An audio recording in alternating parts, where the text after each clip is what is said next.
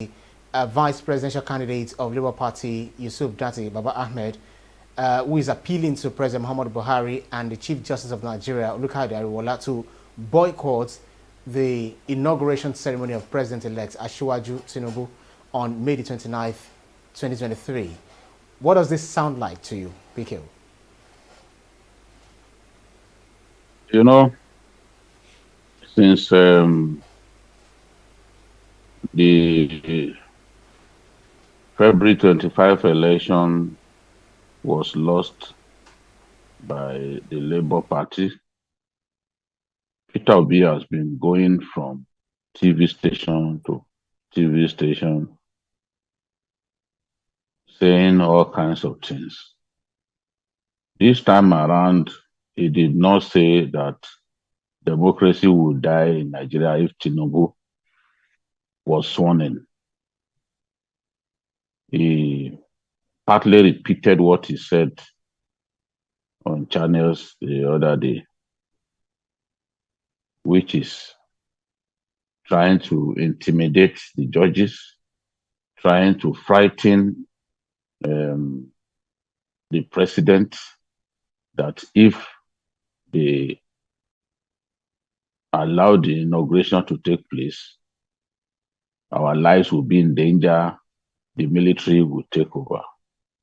How he came to the conclusion that the military will take over is the only one who can explain. Because repeatedly, the Nigerian forces have been saying that it is not their business to take over, they have no interest to take over, that they are going to make sure that the inauguration proceeds as planned. This is the way it has been since the year 1999. The inauguration of a president-elect has never suffered any hitch.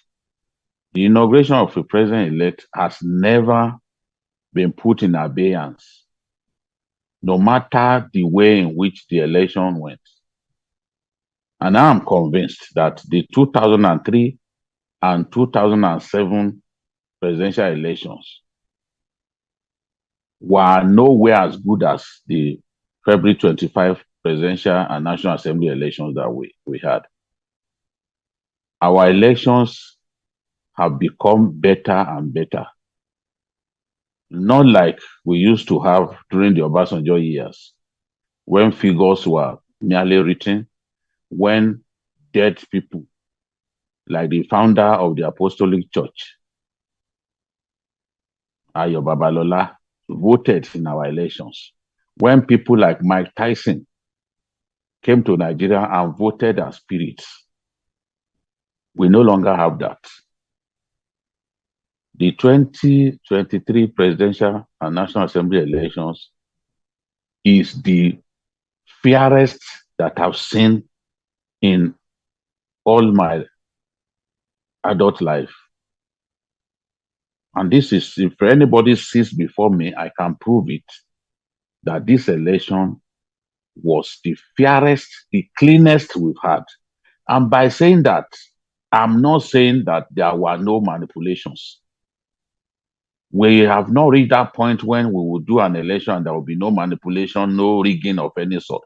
There will be some elements of manipulation where agents of political parties will compromise with the leading party in the state.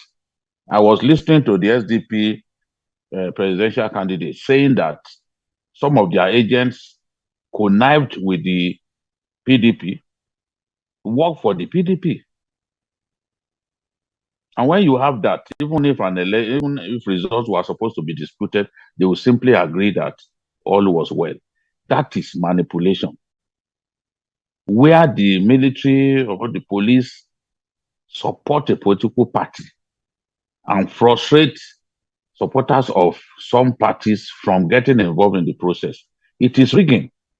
Where people are intimidated, whether in the Southeast or anywhere else, and stopped from exercising their franchise, it is still manipulation and rigging by another form.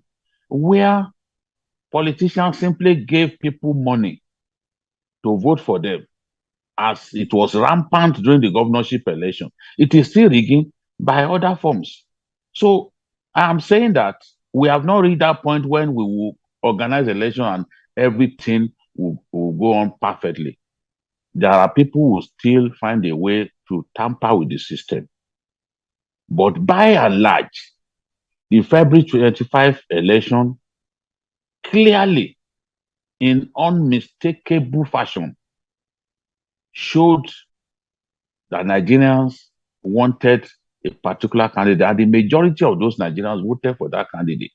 That candidate won the election for the first time in our history, because we trade in facts, not fiction, and we do not trade in ignorance, as a lot of our colleagues who are on-reading journalists, who are on-air personality, so-called on-air personality, without any record of journalistic practice. Because what is journalism in the real sense of the word? People have never written a news story in their lives, calling themselves journalists. What they don't talk about are facts. They just come into a studio and open their mouths, just emotions without substance. That is not what we are about. In the history of Nigeria, we have never had a situation in which the ruling party at the center fails to score a majority of votes in the House of Reps. But that happened this year. The opposition coming together, they have more members in the House of Reps than the APC. It has never happened. That should tell you also the level of transparency of that election. In the same election, 7 sitting governors failed to find their way into the Senate. They lost. In the same election, APC lost 12 states. And what I mean is 12 APC governors could not deliver their states to Asiwaju Bola Ahmed Tinubu. In that same election, despite the support that Asiwaju Bola Ahmed Tinubu was expecting to get from Nasir El-Rufai, the governor of Kaduna State, Tinubu only won 1 local government in the whole of Kaduna State. And that local government is Birnin-Gwari local government. Remember, Birnin-Gwari was the local government that he visited in the dead of night. He risked his life, visited Birnin-Gwari. So that's the only local government that he won. Out of all the local governments in Kaduna, APC was well beaten in Kaduna State. APC lost all the National Assembly, all the Senate seats, and was well beaten in the House of Reps election. So many things show to me clearly that that election is better than the way some Nigerians who are fixated, who have made up their minds and are not prepared to bend, no matter the superior argument advanced, want to portray that election to be. Now, since 1999, once you have won an election, people will go to court. But going to court will not stop the inauguration.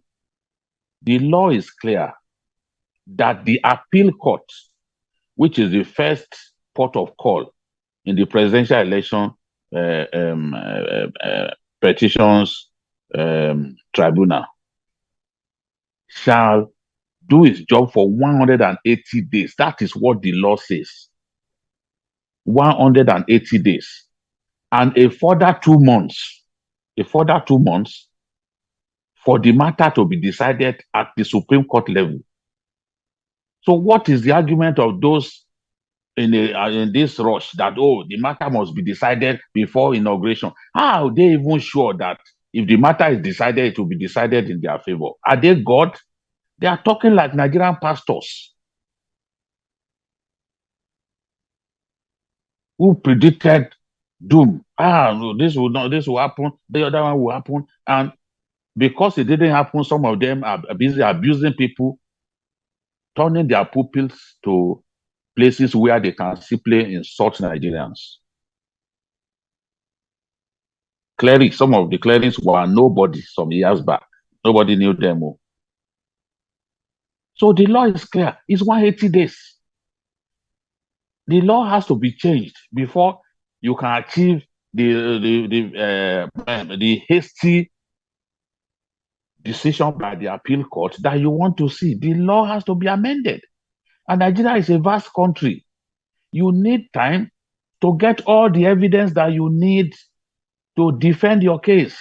Now, if this law were amended or the judges simply refuse to give enough time before deciding the matter, some of these same people will come out to say, look, we had not fully presented our case. We had not fully presented the evidence that we had before this matter was decided.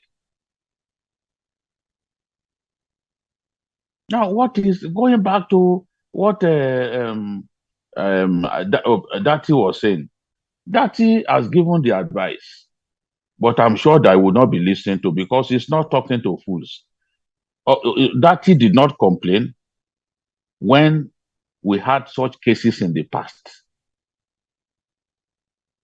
We've had cases in the past that they had to decide even after the president had emerged and the president had been sworn in.